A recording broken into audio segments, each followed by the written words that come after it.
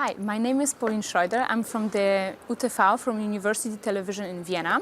We've seen your film, we've been very impressed, and we are very grateful to be here and to have this short interview. Therefore, I will just go right to the point and ask you more in this technical way. Why did you decide to film it in such a fragmented way, your story? Well, to tell the story like that, because we didn't film it that way, of course. Yeah. It was this was something that was created along the way during the different stages of the filmmaking. Well, mostly writing and editing, and was incited by the original. I mean, this film is based on a theater play, and although it was very, very simple, I mean, it was just two people talking, and in between the monologues, they played songs.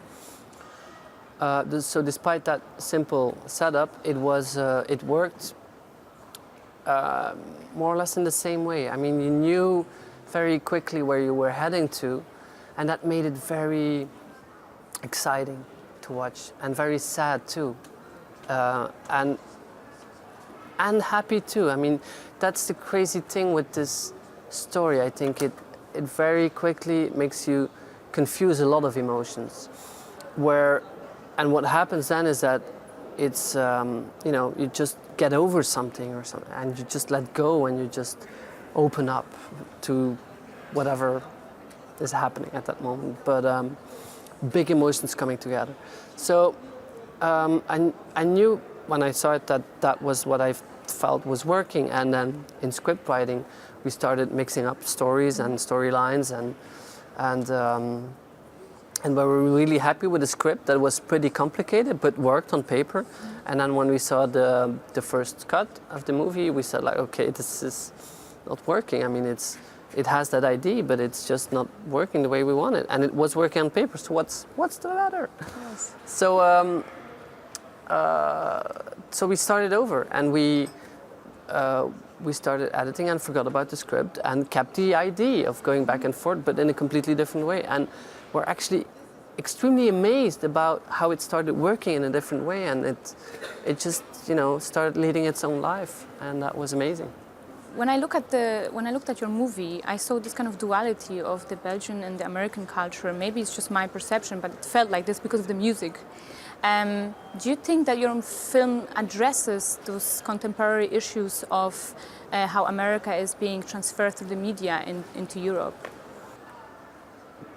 I didn't think we wanted to see more about those things than how it works in the story, I guess. And it just, coincidentally came together. I mean, Johan, he wanted to say something about religion, and he discovered bluegrass music, and just put those two together, and then everything started to fall in place. And I just made that a little bit bigger in the movie, I think. So I also had a more classical cinematic approach, and that worked.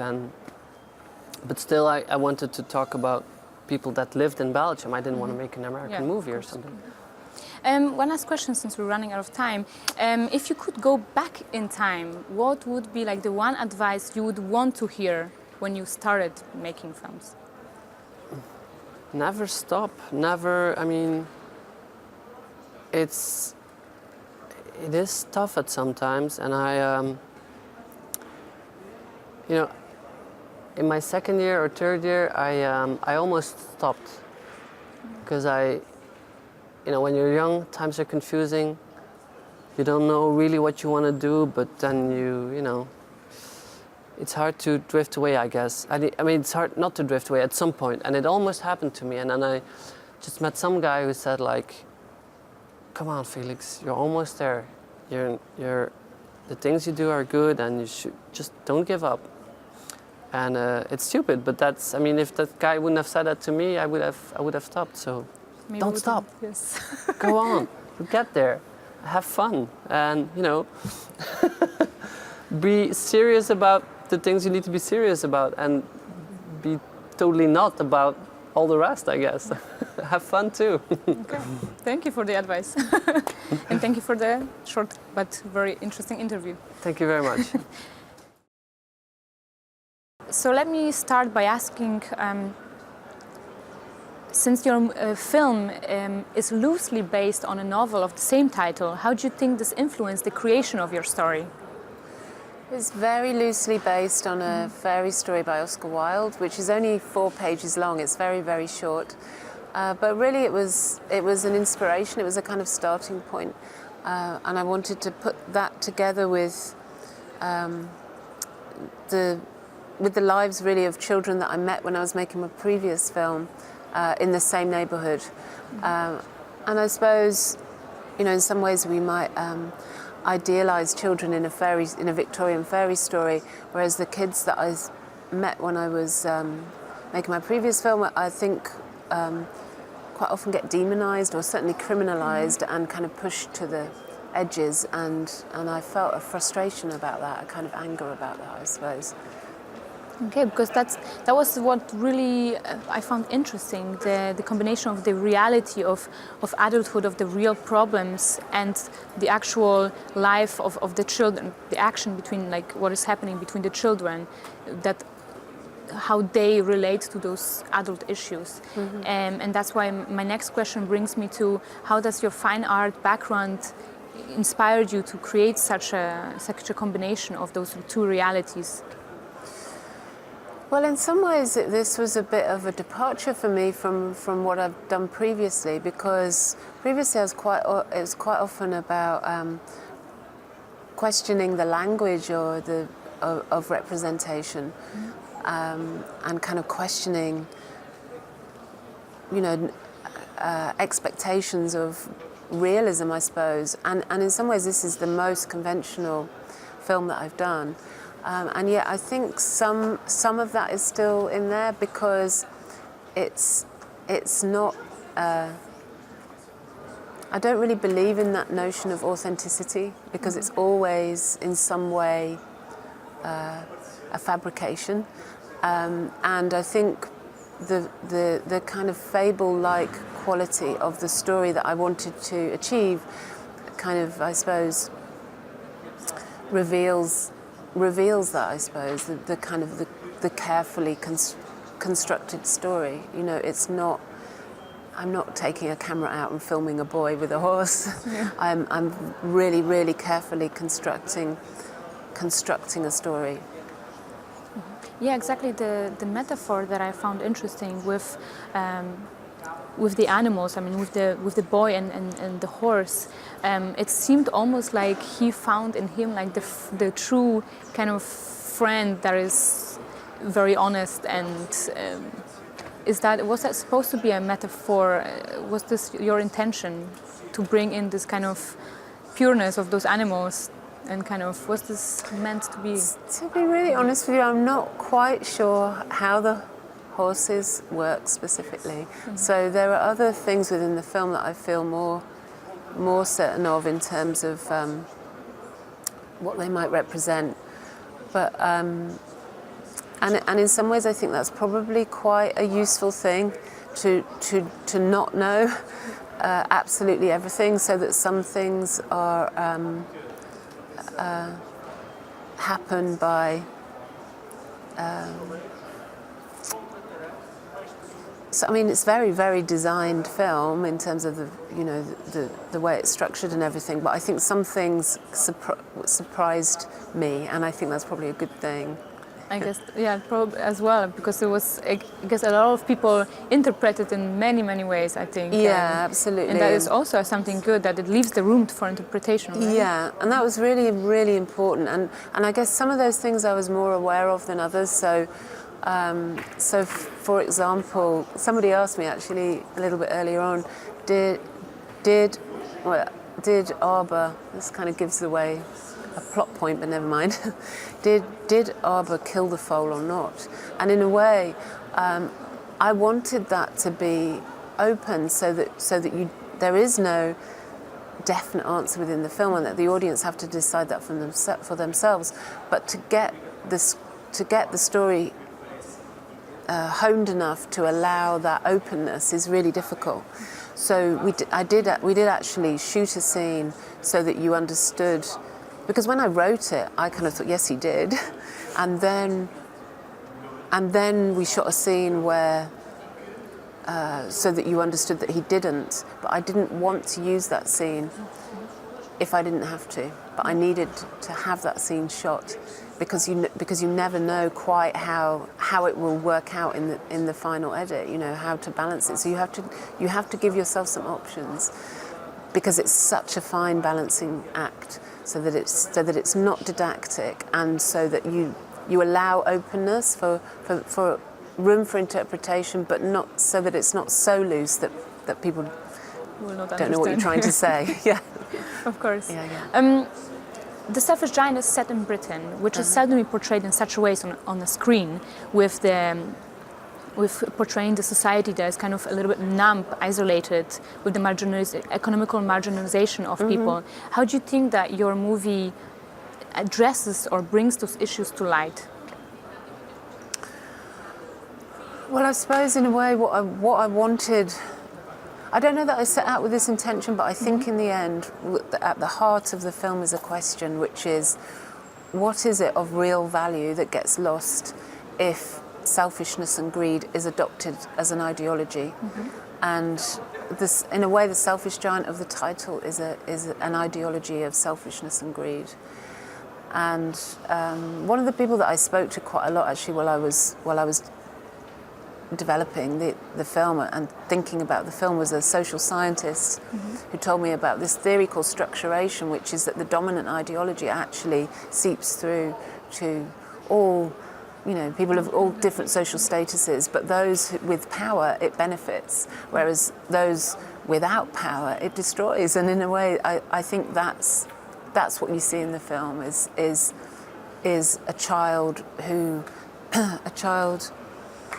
who emulates. He's looking for a role model, and he finds this role model who is Kitten, who has adopted selfishness and greed as an ideology, and he emulates him, and really he loses what is of most value to him, which is his relationship with his best friend. Yeah, that was very moving actually in the story. Thank you.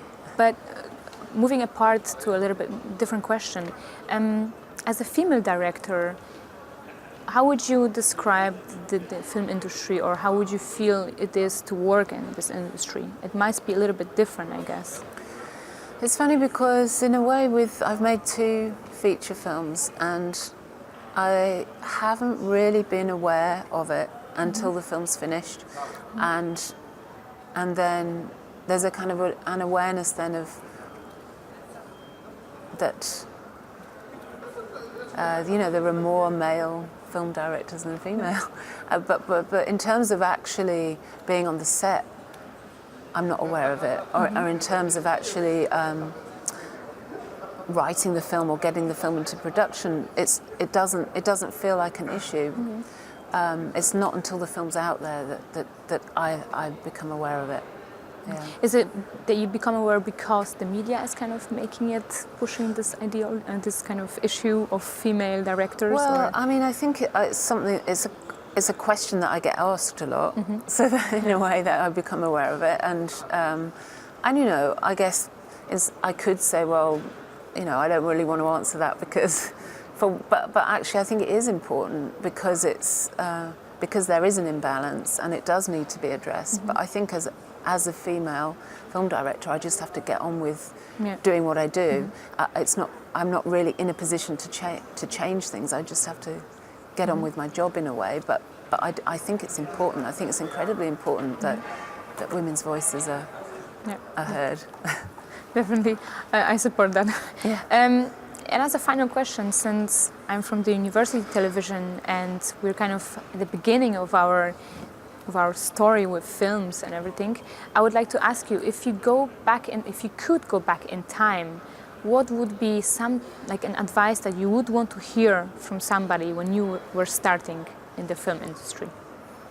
Starting in the film industry,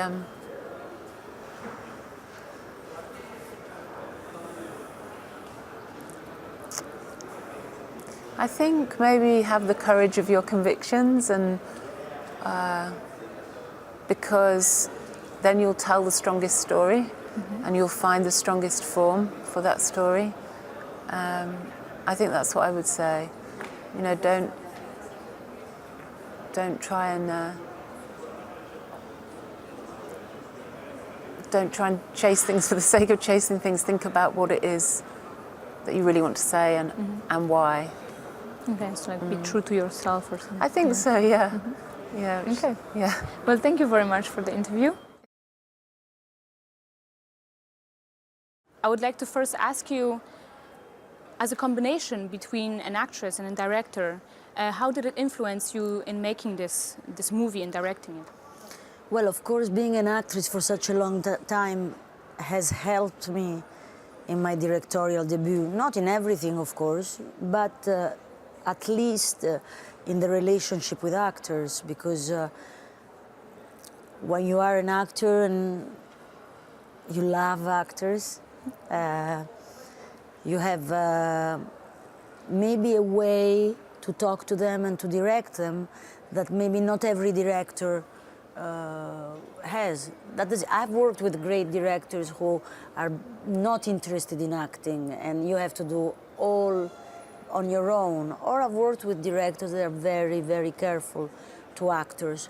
But I know that what I want from a director is to be directed and to be guided and to be pushed and to be, you know, like this sometimes and like this and sometimes. I mean, it's a lot. Making a movie for an actor is exposing themselves to a lot, you know, and so the director has to be there to, as a net for them, to be able to jump. What were the main challenges then that you faced directing this movie? Well, I mean, the theme was very, very delicate, and my main concern was to be able to make a movie that was profound, but not rhetorical, and not, how you say, ideological, not an ideological movie. I wanted the movie to be, if possible, profound. I tried, but at the same time, light. A movie that is about life and death all the time at the same time. Exactly, because the movie approaches very critical, important topics of morality and ethical issues. How do you think this movie reflects what is happening nowadays in relation to Europe, the societal issues? Of course, it reflects our own doubts. It reflects our ignorance even, and our own prejudice. And at the same time, hopefully, it reflects also our own hopes about an ethical theme that is so bigger than us that we don't talk enough about it. So we cannot have a definitive opinion about it. Even me, as the author of the book, of the movie, I let my doubts guide me. Okay. I didn't want to be, this is right and this is wrong. I wanted to be, you know, surprised by what it made me feel. As a female director, what is your view in working in the film industry? Well, I think more and more women are doing it. A lot of great directors are women. I mean, since I have started working, things have changed a lot. So I think, like with everything else, things is changing, sometimes very fast, sometimes they stop. Yes. Being a woman in our industry is not always easy. I could give you a lot of examples where the differences are still there, but you know. Maybe as relating to the university television, if you could go back in time, what would be the one advice you would give, you would want to hear in back in time when you were starting? I would probably to study, to make, to go further in things, to not to just go with the flow and like I did. Okay. I was lucky because I never studied. I never did one day of schooling in acting, but then everything went well. But if I look back, I think I should have. It would have given me much more pleasure to understand how to get to things, how to learn certain techniques, how to read a lot of theater, how to. So if I would have to give an advice to myself, I would go like, don't just, be lucky. Don't only be lucky or have a beautiful face or a lot of passion. Be disciplined too. That's what I would have said to myself. Thank you very much. That's very good. Grazie. Thank you.